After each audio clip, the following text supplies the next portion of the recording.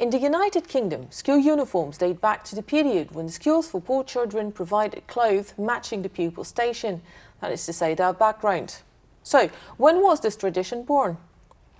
In the 16th century, Christ's Hospital in London and similar schools dressed their boys in a long blue coat with white bands at the neck, which was encircled at the waist with a leather belt, yellow stockings and a little black cap.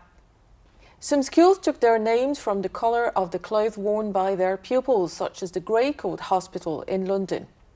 Late in the 18th century, the Eton suit, characterised by a white collar, was widely imitated.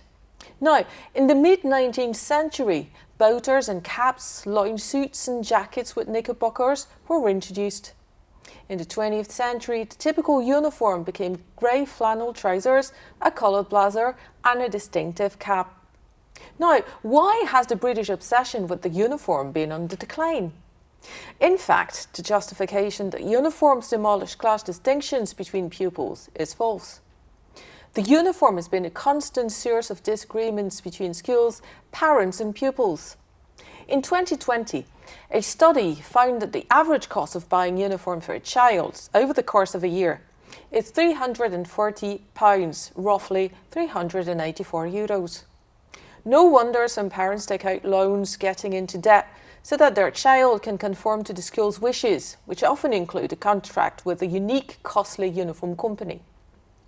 Other parents are forced to consider other options for their children when the cost of uniforms at certain schools is prohibitive. This means that uniforms do constitute an educational barrier. Now, more statistics. According to a recent survey, a majority of teachers think the uniform has a positive effect on pupils' behaviour, as it conveys a sense of discipline and belonging, and parents hold that wearing the uniform counteracts bullying. In addition, many destitute children claim they would be worried at having to wear their own clothes to school. Finally, some commentators have contended that school uniforms can be as much about rebellion as conformity, as children can express their identities, transgressing the dress code. In Britain, many workers wear uniforms too, for reasons of practicality and identification. What one has come to think of as a stereotypical work uniform, brand colours, logo, name tag, possibly a little cap, came about with the rise of new industries such as retail and tourism. Today, brand uniforms are prominent in nearly every retail store, chain cinema, chain hotel and travel agency.